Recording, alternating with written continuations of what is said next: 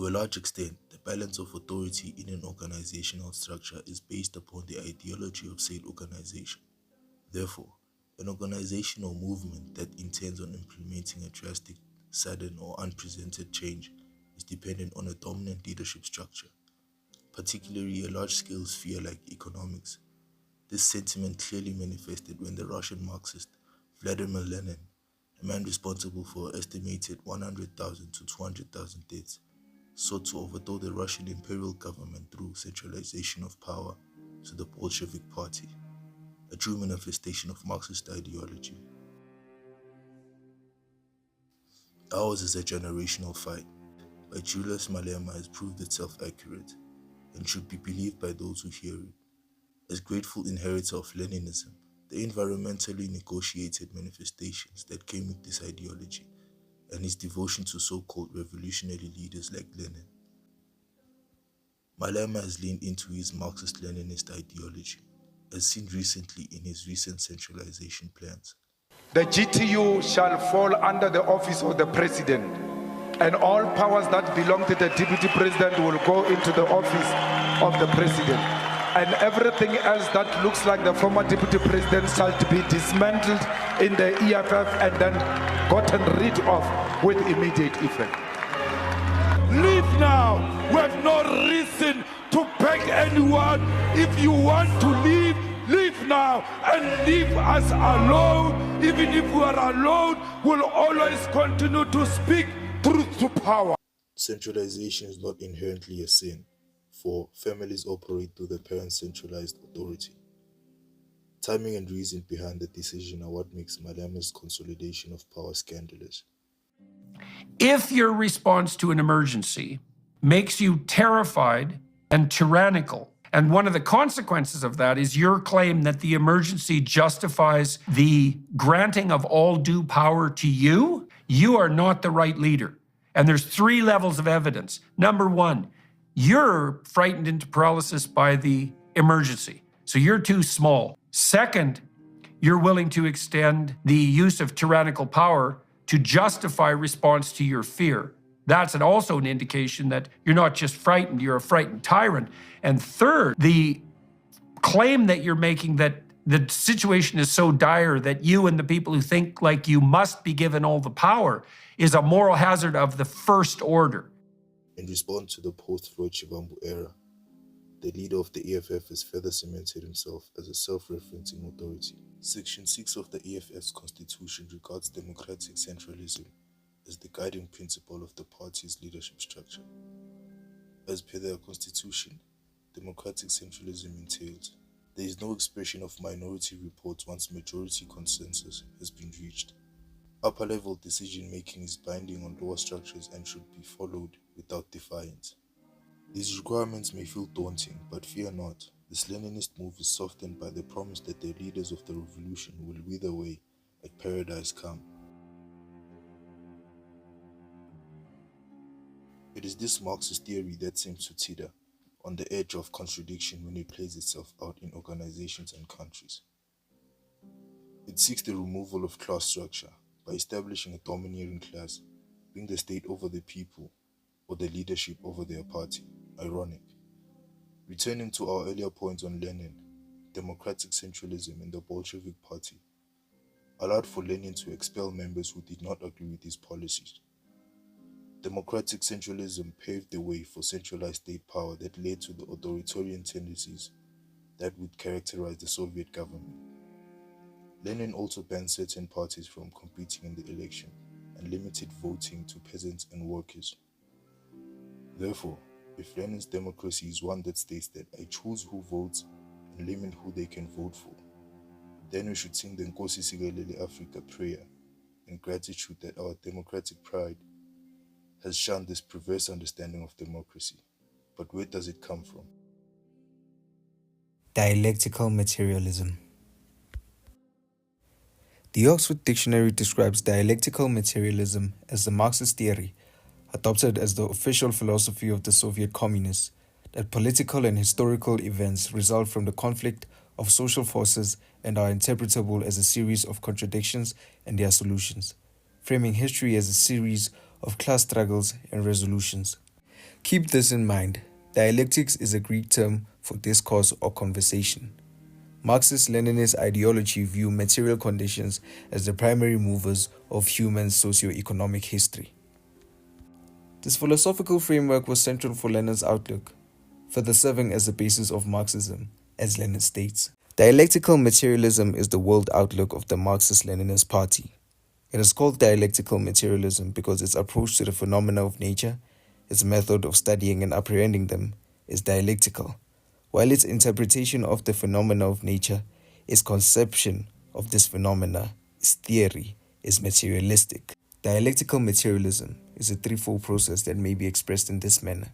Firstly, the thesis, which is the initial condition or existing state of affairs, representing a particular idea, situation, or set of conditions that is established and accepted within a given context. The thesis being white monopoly capital, whatever that may be in the ideology of Mr. Malema. This thesis collides, or rather is in conflict with the antithesis. The antithesis is a reaction or opposition to the thesis.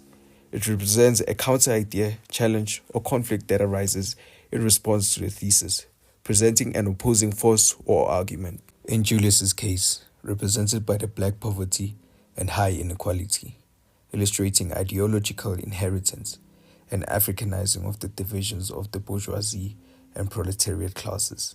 The synthesis, as the resolution of the inherent contradictions within the conflict, leads to a qualitatively higher state, introducing a new phase in the material conditions. For the purpose of intellectual honesty, it should be mentioned that this philosophical framework is applied to the macro level and is reflected in the microcosmic and secondary superstructures, being the political institutions, legal systems, cultural norms, and leadership roles, which will find high relevance in Malema's case.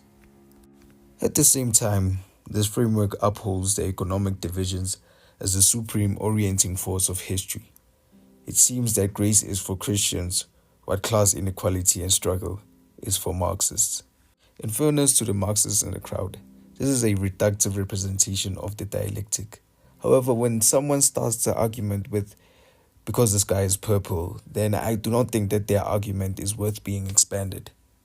Because claiming the class struggle is a providential force is an oversimplified view of human beings, which facilitates the radicalized positions that stem from this frame, like the arbitrary stripping of people's private property.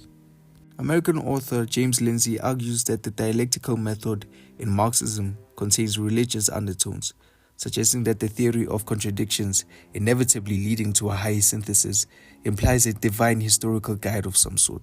By viewing history and societal development through a deterministic lens, Marxism envisions a synthesis of synthesis, the ultimate resolution in the form of communism, with economics seen as the foundation of societal progress. As seen in Lenin and partly in Malema, this perspective necessitates a godlike figure or a godlike state to hover above and forcefully resolve contradictions, guiding society toward an inevitable utopia.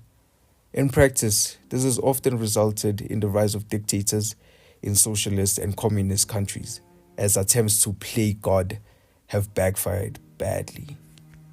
The concept of dialectical materialism, which suggests that conflicts lead to higher resolutions, has been misused to justify violence and coercion, with parties like Lenin's Bolsheviks employing it as a rationale for achieving the synthesis or violent resolutions of societal contradictions.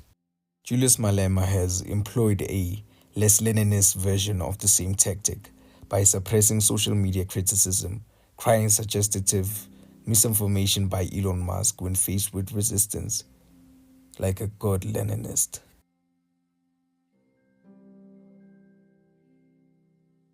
If you are taking your guidance from the social media, you are a lost soldier.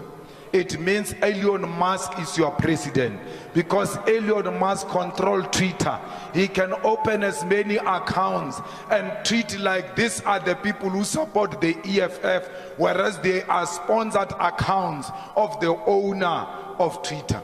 This serves to become a great Marxist-Leninist contradiction, for they always seem to take the dialectics out of dialectical materialism when the dialectics bite back, whilst working to suppress contradictions that are seen as quote-unquote inevitable and necessary for progress. Big problem. Section 3 of the EFF Constitution remarks, the EFF is a vanguard mass organization leading the revolutionary masses in the fight against the capitalist enemy. What Malema has failed to achieve in words, Lenin achieved through images and the media. Lenin used propaganda and media to elevate his status and vilify a group of class elites portrayed to be behind the struggles of the peasants. Here is an image by Victor Denny, published in November 1920, called Comrade Lenin Cleansing Earth of Filth. Not to say that corporations are infallible, not least the monopolistic ones, although there is a way of repairing a system without achieving retribution at the cost of lives. For Marxists tend to prescribe heart surgery for a TB patient. For example, Lenin was at the forefront of the uprising against the Tsarist regime, which means that, like the likes of Lenin, they see the elitist rule of the Tsarist, which the BBC describes as an autocratic government, held up by a tenth of the class elite population.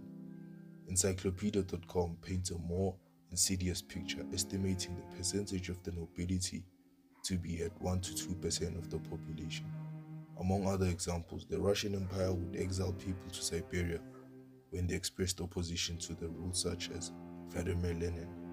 Lenin makes the mistake of attributing a class symptom of centralized incompetence or downright evil to capitalism itself.